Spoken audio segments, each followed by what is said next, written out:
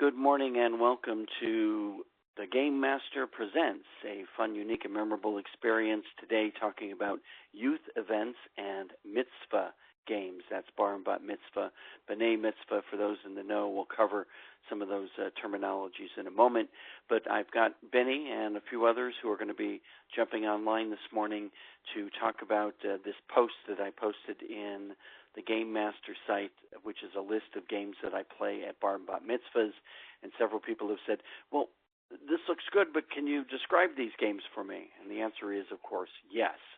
So that's the list that you see on the screen right now, and we're just going to walk through them one at a time, plus there's some bonus content that we're going to share as well. If you're joining us and you are not currently receiving my DJ Games and marketing tips, please drop me an email, and I will be happy to send you my spam. That is, all the fun games and marketing tips that can help to make your events fun, unique, and memorable. If you at any point ever ask to be removed from that list, and then 6 months later or a year later drop me an email and say, hey, would you send me some games? The answer, of course, is yes, I'm happy to send you some games. But if you've asked to be removed from the list, then you got to ask to be rejoined on the list so that I can remain spam compliant. So I appreciate that. In addition to my DJ Games and marketing tips at that email address, I actually offer for free my Bar Bat Mitzvah drip for free. And these are not specifically tips, like I have a wedding drip tips list, but these are actually the exact content that I send to my Bar Bat Mitzvah families. And what happens is I set you up as if you're having a Bat Mitzvah for Sally, and then all of the content that I would normally send a Bar Mitzvah family regarding interaction with them then gets sent to you as if you're planning a mitzvah for your daughter Sally. It's absolutely free. All you got to do is drop me an email, and in the subject line or in the content simply say that you'd like the Bar Mitzvah drips for Sally, and I'll be happy to send them to you for free. And last but not least, another shameless plug, my networking tips. They are different than my DJ Games and marketing tips. These are my networking tips. If you're interested in networking and building a network, then I highly recommend my networking tips. And I'll tell you a secret. There are many videos in my Game Master store that I share the links for free to those who are on my networking list. So please feel free to drop me an email at scott@infavor.com, and we'll get those to you. And hopefully my last shameless plug, I'm going to be in Chicago at the Marquee Show, and everybody's welcome to join us. This is, without a doubt, one of the absolute best, smartest in the industry shows I've ever been to. If you're looking for the huge, over-the-top, large experience, this is not that show. This is an intimate show, but everybody on stage and everybody who speaks is like brilliant, literally, truly brilliant. I walked away with a whole notebook of notes and action tips as a result of last year's show, and I can't wait to participate and attend, sit in the front row and take some notes myself. I hope to see you there. Okay, so quite often, whether you're doing a bar or bat mitzvah, or maybe somebody for a wedding asks you for games. And so I always like to share my game philosophy so that we're on the same page. Not all events require games. Even if they ask you for a game, it doesn't mean that they actually need a game. If you're a professional, then my recommendation is that you ascertain what their motivation is. What is it that they're looking to achieve with this game? Do they want to fill the dance floor? Do they want to give away some prizes? Or are they just looking to entertain their audience? All of those are fine reasons for playing a game, but to play a game just to play, to not have a motivation behind or a purpose behind the process, a lot of times can make the game fall flat. And it's for that reason that a lot of times people say, no, I don't want any games at my event, because the DJ or the entertainer only plays the game, and there's no connection to the couple, there's no connection to the family, there's no purpose, rhyme, or reason behind why this thing was inserted into the event. So I always like to say play with purpose. And when you play with purpose, then you'll distinguish yourself from all the other DJs and elevate the value of the event. And next, segue. So often a game will have a beginning and a middle and an end, and what happens is, again, you fall flat because now the game is over and you have to rebuild. You have to start all over again with the next game. So I like to encourage people to have not an end to their game, but a segue, a transition that leads them to the next objective, the next purpose for the party. Even if it's just, you play the game, you have them on the dance floor, and then boom, you lean it into some dancing, and that's fine, or into the next game or into the next activity. Smart DJs are mixing their music because they want to keep the dance floor hopping. They want to keep the floor full. They want to keep the audience's attention, and that's why they mix, and it makes good sense. Why would you not mix your activities in the same concept, that there's an even, smooth transition and flow from one moment to the next? Okay, so just a little bit on my game philosophy. The goal, again, is to have enough games and interactives in your toolbox that will select what fits the client's needs and enhances the audience's experience, as opposed to, well, yeah, we just played this game, and now what are we going to do? All right, and best of all, it's game time. And I quickly say, welcome, Barry. Glad you could join us this morning. Okay, there's this really, really popular bar bat mitzvah game that's called 7-Up Pepsi-Cola.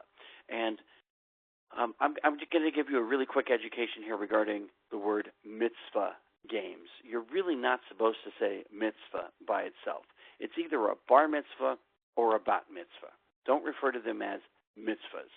And if they're twins, then it's a b'nai mitzvah or a b'no mitzvah, depending on whether it's two boys, two girls, or a boy and a girl.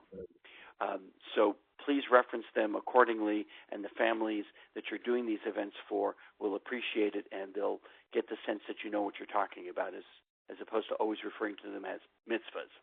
Okay. All right. 7-Up Pepsi-Cola is a game that's been around for a very, very long time. One side, you invite all the kids to find a partner, and they line up on the dance floor facing their partner, and then one side is 7-Up and the other side is Pepsi-Cola. Then they separate like the parting of the Red Sea, and that's always a nice reference because they're Jewish and Moses and all that. So they part like the Red Sea, and the 7-Up side takes 5-10 steps back, and the Pepsi-Cola side takes 7 to 10 steps back. And then when you say 7-Up, everybody on the 7-Up side runs over and does something with their partner on the other side. The thing that they do depends on the maturity level of the young people that are at your event. A really subtle thing, high five. A little bit more intimate, shake hands. Really intimate, the opposite side is down on one knee and they have to sit on their knee. But again, this is a little too intimate for some young people. So you have to gauge the audience and find out what's appropriate for them. High fives, shaking hands seems to be really comfortable in this day and age. But I remember years ago, sitting on a knee was no big deal. Got a couple of giggles, and they were good to go. But you can also vary what they do. So in other words, this time when they run over, they have to do this. And then the next time that they run over, they have to do that. And so that offers some variation upon the theme. So as soon as they shake hands, they run back, and then you call the Pepsi side, and then the Pepsi side has to run over and shake hands with the 7-Up side and then run back. And then you mix it up by sometimes calling Pepsi 2-3 times in a row, or 7-Up, Pepsi, Pepsi, 7-Up, 7-Up, Pepsi, Pepsi. I mean, it just goes crazy. Now, the whole object of this game is not to have people get out. In the old days, they used to say, okay, so we're going to have a game, and if you're the last person over, then you're out. But the whole point of gaming is to keep people engaged. So we never want to play to get people out. So as we go through the games that I'm listing here, keep in mind that the goal is to build the audience, not to delete or detract from it. So anytime we're playing a game, I'm going to look for a way to segue into getting more people to play, or that it leads into another game or another activity. And I'm not looking for winners or losers. I'm not looking for prizes. I'm just looking for fun. Okay, so 7-Up, Pepsi-Cola. But if you have a sense of humor, as I do, you can call this game better or best. the exact same thing. The only difference is instead of using 7-Up and Pepsi-Cola, you're using the word better or best. So you've got one side, and then you've got the other. The side that has your bar mitzvah boy on, you walk over to him with the microphone and you ask him, so Tommy, are you better or are you best? And then Tommy says, well, we're best. Okay, so everybody on Tommy's side, let me hear you say best. And they're best. Okay, then you look to the other side and you let them know that they are better. And now let me hear you all shout better. So, again, there's no winner or loser here in the title or in the activity of the game. So now, each and every time you say better, the better people have to run over and shake hands with the best side. And each time you say best, you have to run over and say, shake hands and then run back. The difference here is that better and best rhyme so much better than 7-Up and Pepsi-Cola. So, by the way, I was thinking about sending my best grandmother a letter. And they're like, a letter? Was it letter or was it better? Whoa, whoa, whoa. And best grandmother, run. And they have to understand that it's every time that you say the word better or every time you say the word best. And what you're doing is a banter of story and interaction with the kids. So you think this looks my best? You think this looks best? And then, boom, and then they're running. And so you better get good at this game, and I'm looking to see who can be best or who can better the best, and all of a sudden they're just running back and forth and back and forth. And it's very, very fun. Again, the object is not to have losers, but to wear them out. And that's what this game is designed for, and it does it so very well. I highly recommend it. And if they're really, really hung up on 7-Up and Pepsi-Cola, by all means, call it that. But for me, the name of the game really makes a difference, and you'll see that as we go through some of these. This list, I'm not even going to describe any of these games. I'm assuming that anyone who has DJ'd for a couple of years knows these very old standards. The bunny hop, which is a 50s thing, chicken dance, the conga line, the hokey pokey, and the hand jive, more 50s, 60s kind of stuff. Again, I think everyone should know these without batting an eye. Now, the YMCA, these are what I would consider newer standards. YMCA, Electric Slide, Cha-Cha Slide, Cupid Shuffle, Watch Me. Once again, every DJ who's worth his salt should be able to not only have a YMCA routine, but also know how to teach all of these dances. Not on this list is the Wobble Baby Wobble, which is also fits somewhere in between. If you see, we've got a timeline here: 70s, 80s, 90s kind of thing going on here. The wobble fits in after Cupid Shuffle, before the Salento Watch Me. And by the way, that Watch Me Nene song, that is actually, talk about a smart kid. All he did was he took dance routines from the last 5, 6, 10 years and put them into this song that he calls Watch Me. And he's doing all of those dance routines. And I thought it was very brilliant. People who are not dancers may not recognize it as that, but there's a little piece of history for you. And then these are what I refer to as twisted standards. For example, yes, we can play the limbo, and yes, it's still fun for very, young people. But if you've got a pair of roller skates and you're the MC, man, put those roller skates on when they're playing the limbo and go underneath that limbo bar under your skates. It's a big showstopper, and I do that quite often as long as there's room.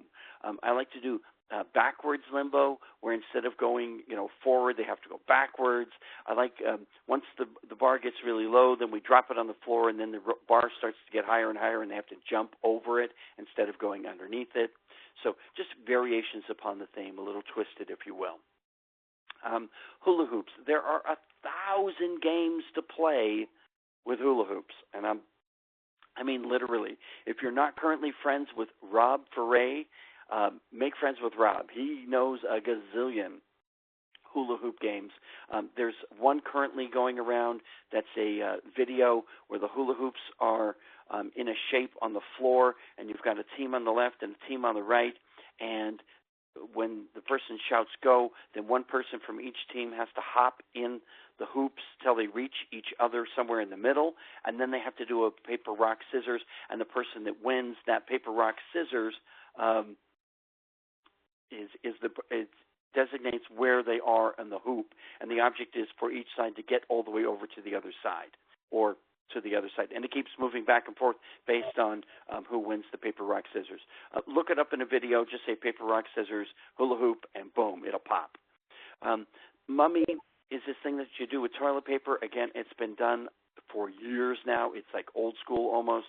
But if you do something different, it will make this game different.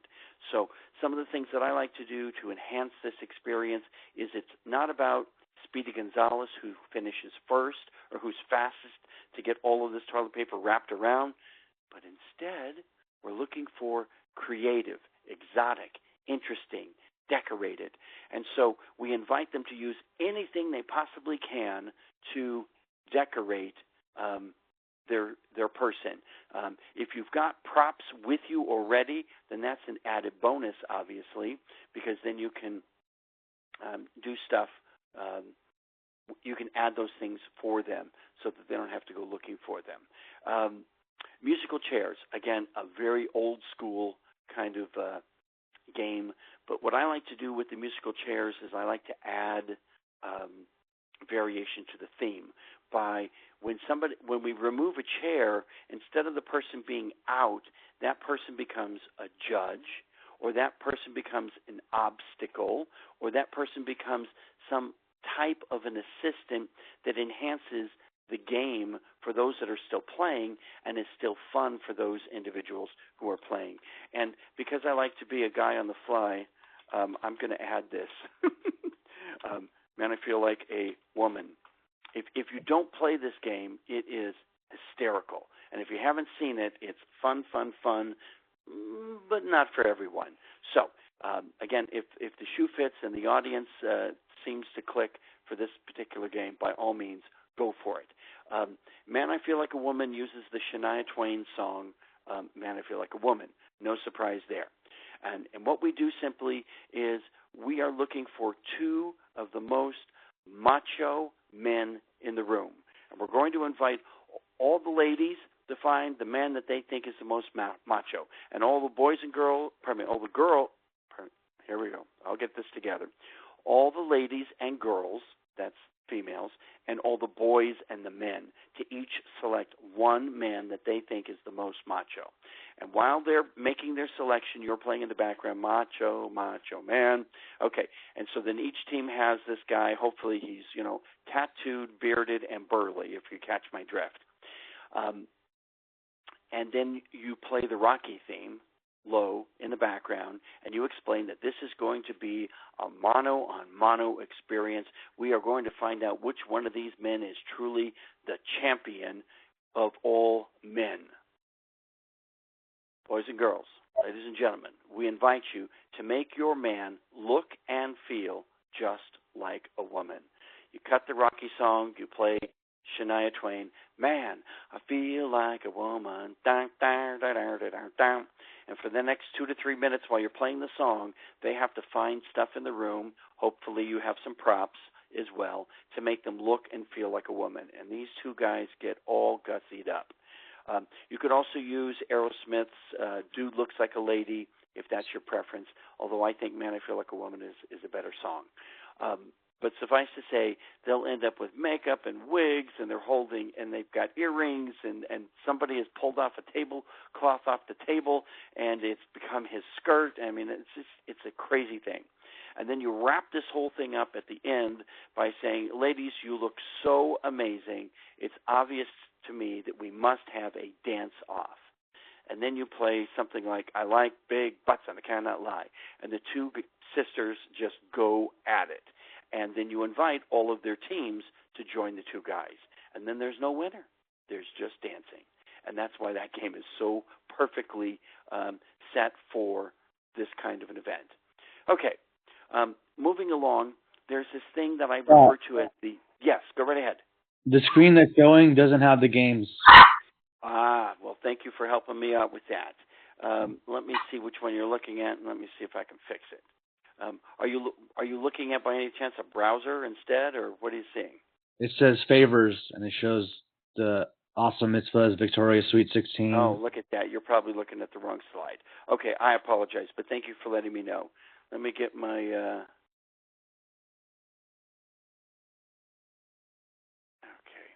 Yeah, I was wondering. Kind of, go ahead. Go ahead.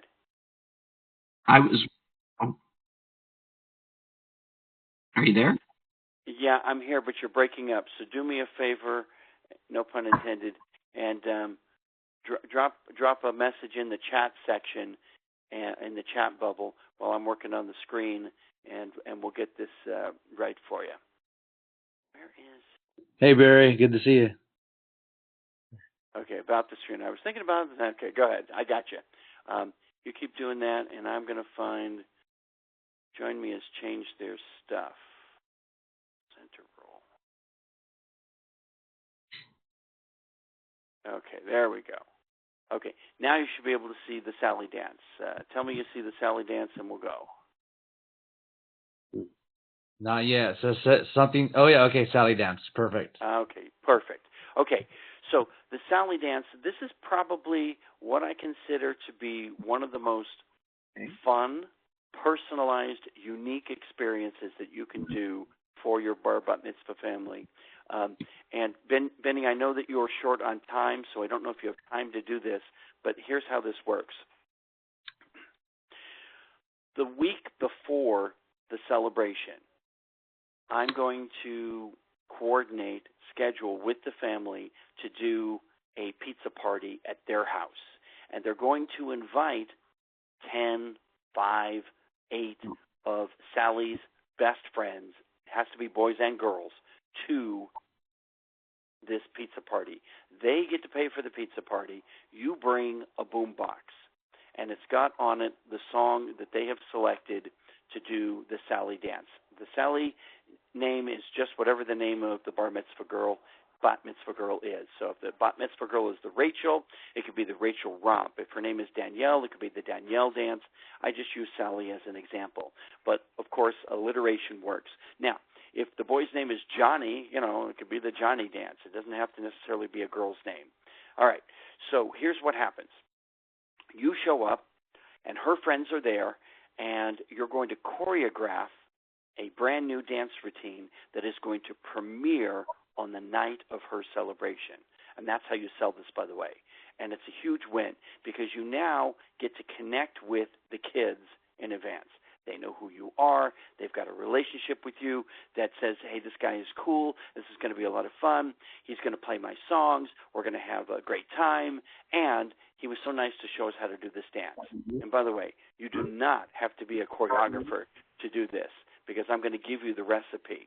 And the recipe is so simple that anyone, even if you have 3 left feet, can do this because you're not doing the dance and you're not doing the choreography. You've got Sally there with her friends, and so you ask Sally, and by the way, you got to break the ice. So you play some background music, the pizza arrives, they all have, some, greasy pizza, and you chat with them for a few minutes, and then you get down to business. This whole thing shouldn't take more than 30 minutes. Okay, so Sally, when you're dancing and partying and having a great time, what is your favorite dance move? And then she shows you whatever it looks like. She's doing a twist. She's got her hands in the air. She's doing that funky thing with one hand behind your head and the other hand holding your foot up or whatever it is. But it's something, okay? Now, sometimes they need coaching, so you need to be prepared. But most of the time, they'll show you something. That becomes the first move of a 4-part dance. And you'll do whatever that move is in 4/4 time. So if it's shake the hands over your head, so it's 1, hands in the air, 2 to the right, 3 to the left, 4 to the right, and then that's the 4 moves. Then you go to a boy, and you ask the young man, what is your favorite move when you're in the mood to groove? And he'll show you his thing, whatever it looks like. He's, humping or shaking or twisting or swinging, whatever his thing is. And you do this 4 times. 2 boys, 2 girls is best.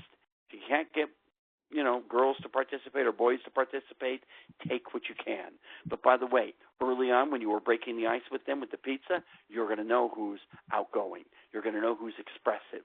And you want to then lean on those individuals. If you've got anybody who's shy, they're just going to come along for the ride.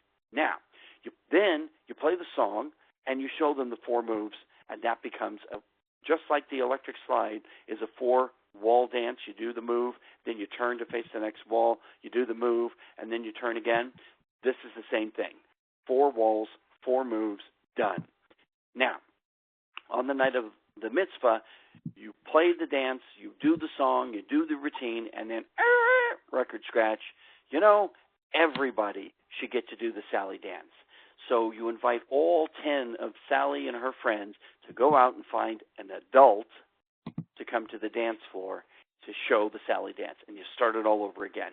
And essentially what happens is the whole floor is filled. Everybody's doing this dance. Lots of fun. Okay, earlier I referenced about naming the game. This clothes race, a.k.a. Get Naked, is a funny name for a game, but you got to be careful because, some people are offended.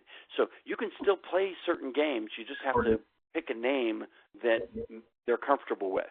And sometimes, Pretty sure sometimes what happens is they're in, and sometimes they're not, which is why I referenced earlier that you need to have lots of games in your toolbox so that you can pick what works. This is just a stack of stuff. Hats, glasses, dresses, shoes, pants, wigs, blow-up guitars and saxophones, anything you could possibly imagine. And you have 2 piles of this stuff, and they do not have to be identical. And they are, 10 feet away from the 2 teams that are going to do this relay race. And the relay race could be the boys versus the girls, the kids versus the adults, whichever way you want to do that. Okay? And on your marks, get set, go. First person runs and has to put all of this stuff on. The person who is next has to take a picture of the person in this stuff. Then they take it off. That's the get naked part. They leave their regular clothes on, and then they switch, and it's a relay so that everybody is getting dressed, taking a picture, getting undressed, taking a picture, and so forth and so on. And it's just silly stuff and a lot of fun. Okay, there's this thing that I call the numbers game, and what happens quite often is you'll have young people that are cerebral, and, they're nerds, and so it's nice to have a fun game that they can play that relates to them. And then other times it's like, this is not us. It's too much like school, okay? But the numbers game goes like this. You have 3 or more sets of construction paper cards, and each card has one of these numbers on it, 1, 2, 3, 4, 5. Okay? And then each team of 5 gets a stack of these numbers, and they're passed out under their foot, upside down, so that they don't know what number they have. And then you as the MC will then shout out that the number is 5, 4, 3, 2, 1. But you don't say it like that because that's too easy. You say the number is 54,321. Get in the order of that number. And then they get into the order of that number, and they hold up their card, and this is called the numbers game.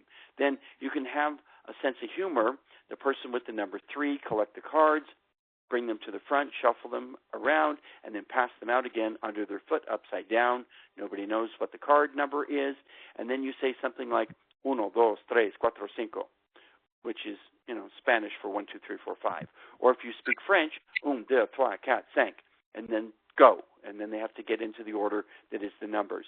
If you do foreign events, which I have done, I've learned how to say 1 through 5 in different languages so that you can always throw that in. So I do it in Japanese or German, and that it's a big win.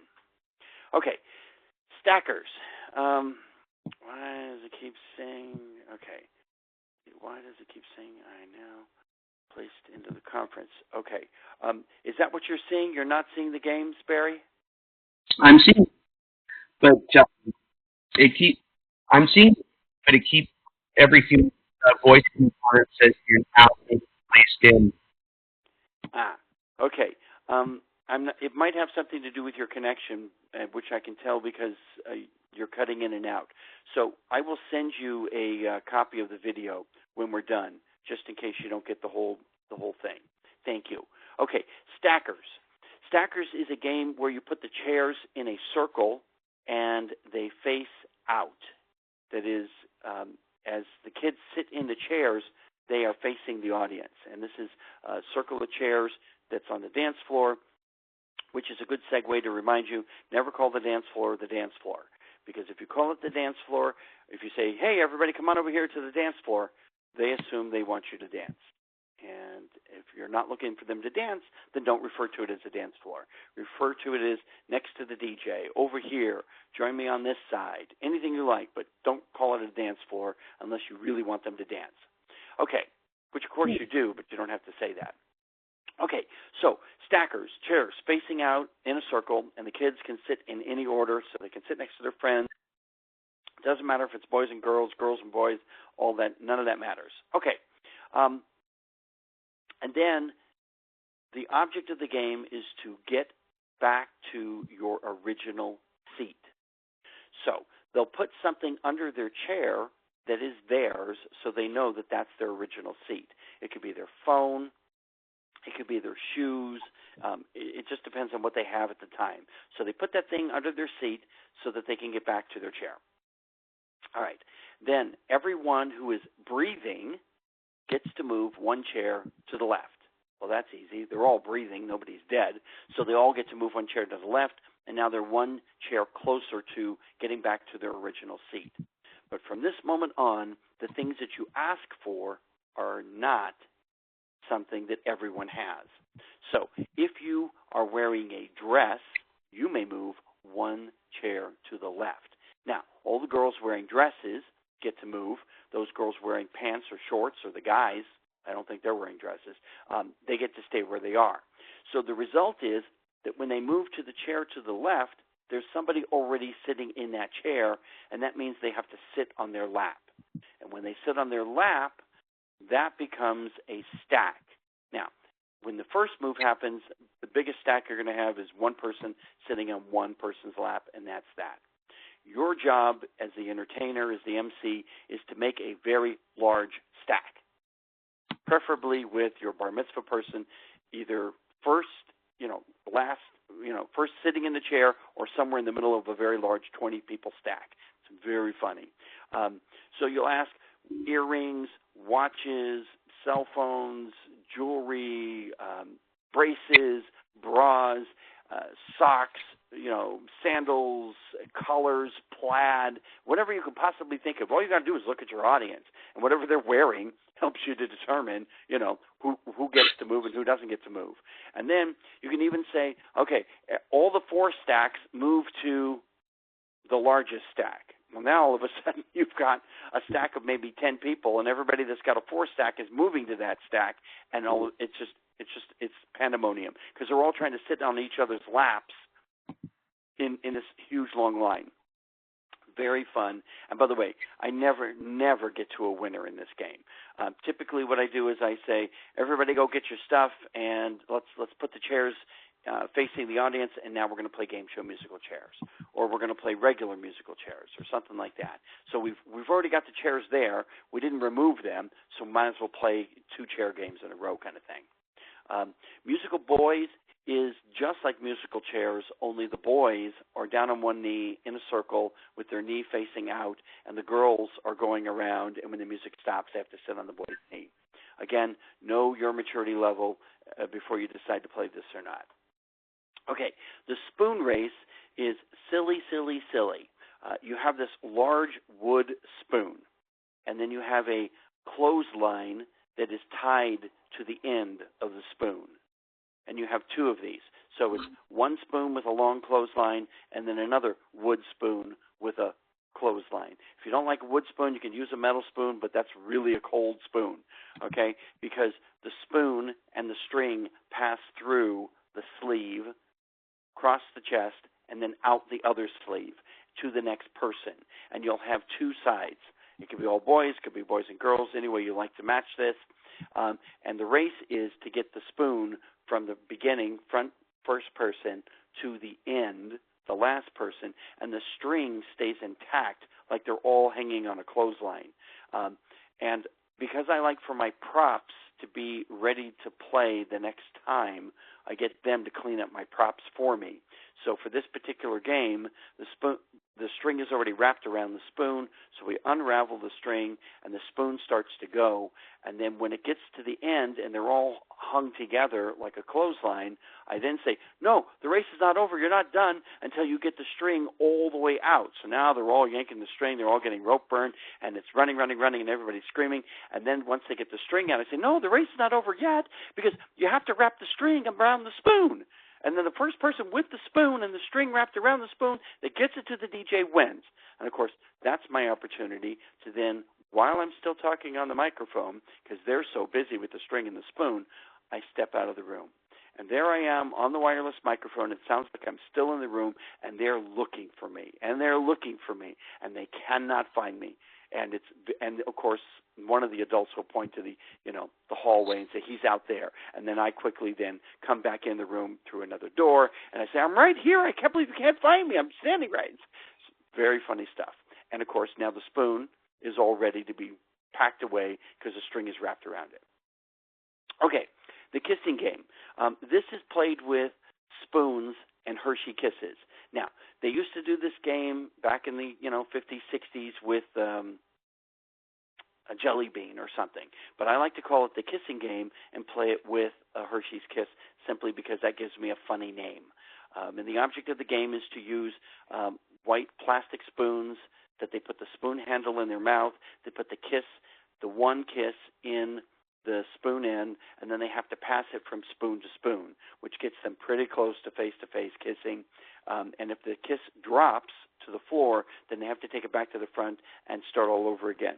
And sometimes, just because I like for the game to have people playing versus waiting, I'll put one kiss at the front and one kiss at the end, and then they got to pass both ways. And that makes it equally fun.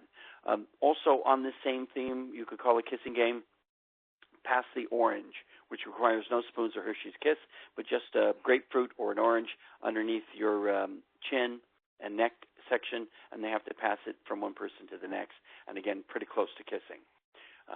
Regarding spoons, make sure that you are using kosher spoons just in case, and never reuse spoons. Well, never reuse the Hershey's Kisses either. And by the way, the kisses are the prizes, by the way, because you can just give that whole bag away at the end of the game. Human Scrabble. Again, I talked about some kids who are a little more cerebral. This one falls into that category, but a lot of fun.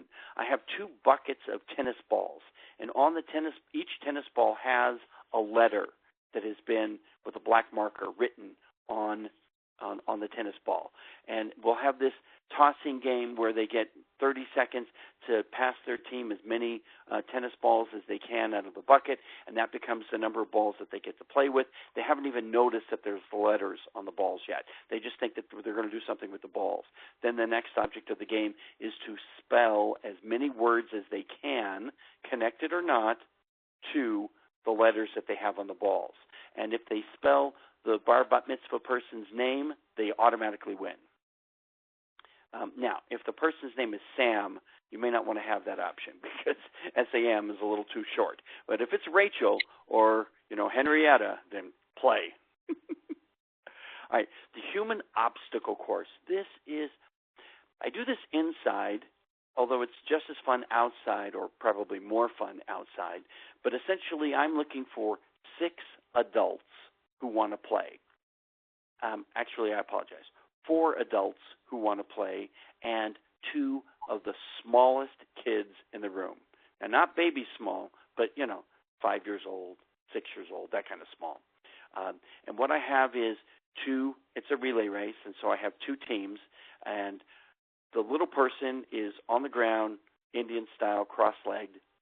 The first adult of the 2 adults is standing with their legs spread apart. Make sure it's not a girl unless she has pants on. No dresses for that second space. And then the third one is what I refer to as a windmill or a cross. They hold out their hands straight out left and right as far as they can. And then the kids have to leapfrog over the little kid, crawl underneath the legs of the second person, and then run around the person who's holding out their arms in a windmill fashion. Now, regarding the windmill fashion, if they want to have fun, they can be going back and forth, flip-flopping, and all that stuff, and, bouncing back butts of the kids if they want to have fun with that. Okay, and then, it's just a relay race. But at the end of the relay race, it's not done until each of the members that are in the relay also play as well.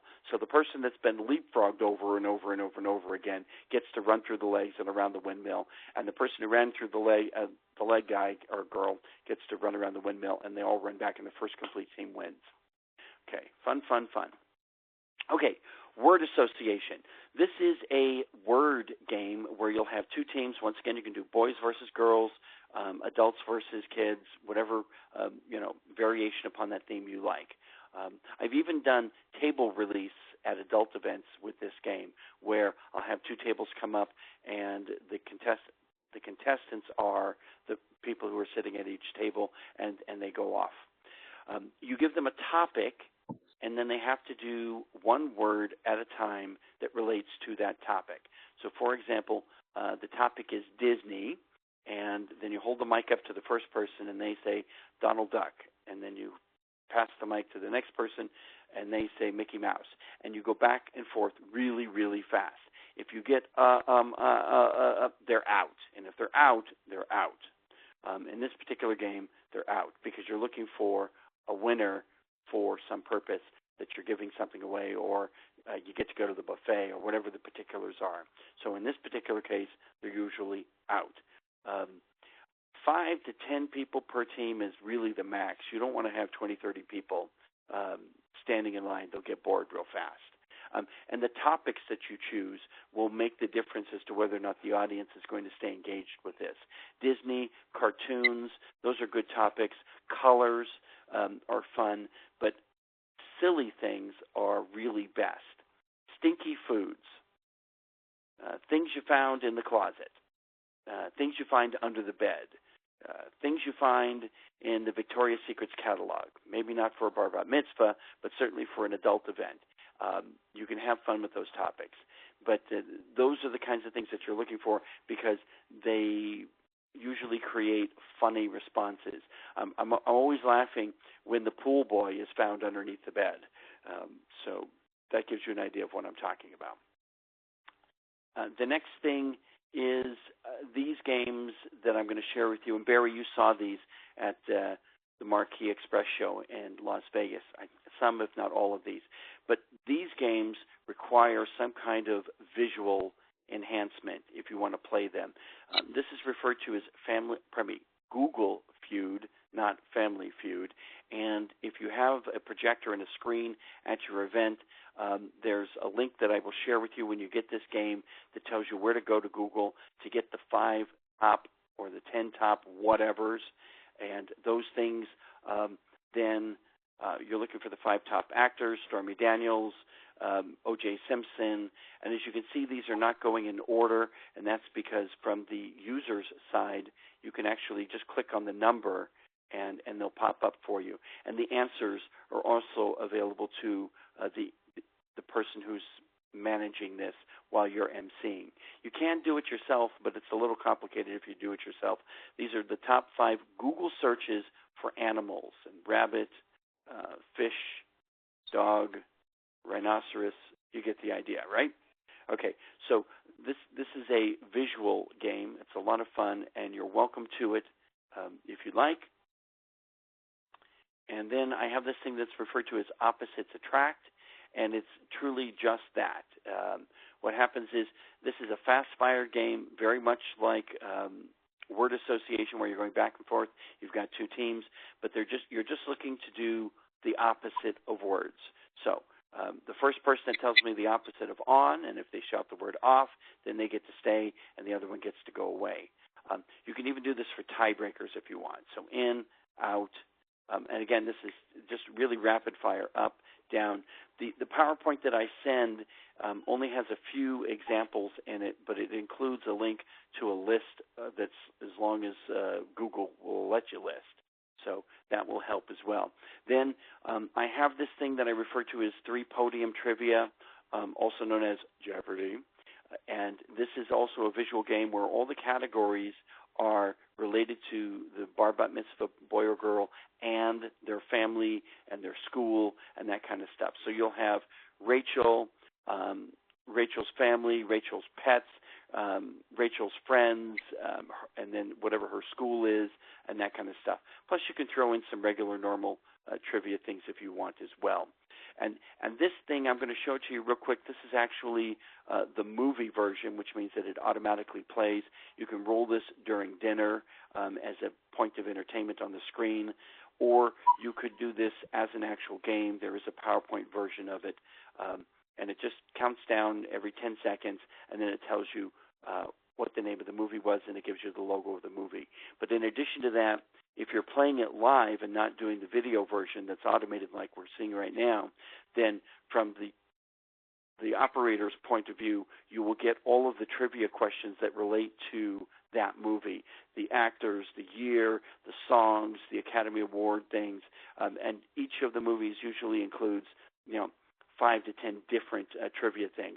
So you can actually, even if they've guessed the name, or if you've got what you think is a tiebreaker, you can ask one of the related trivia game questions that are listed in the live version of this. That would be fun to play as well. Okay, and I've lost it. It's because I clicked twice too many times. But I am good to go. That is it. And then I start here and I ask, do you have any questions? Yeah, with the musical treasure hunt, can you give us a list of items to have them look for? Absolutely. I refer to that as game show musical chairs, and I do have a list. It's a little wedding related, but you can just pull out the ones that relate to bride and groom and replace those with the other things. And I will send that list to you right after we finish this. Okay, cool. And also, with the word association game, I actually also heard it kind of as Family Feud, or maybe in this situation, Bat Mitzvah Feud, where it's a line against another line, boys versus girls, etc. And you say something like items on a pizza, and then Clever. yeah, and then they go back and forth, pepperoni, mushroom, cheese, etc. And that's a good game. That's very similar to what you said. Items in a McDonald's drive-through, etc. Right. Good stuff. All right. I like to be respectful because I have definitely been very long-winded here, so I'm going to say thank you. If anyone has any questions, you are very welcome, Benny and Barry, for joining us today, and a couple of others hiding in the background there. If you have any questions, you want my tips, you want to reach out to me, please don't hesitate, and we will see you all at the party. Thank you so much. All right. Have a great day. Thank you. Thank you. Yeah, hi.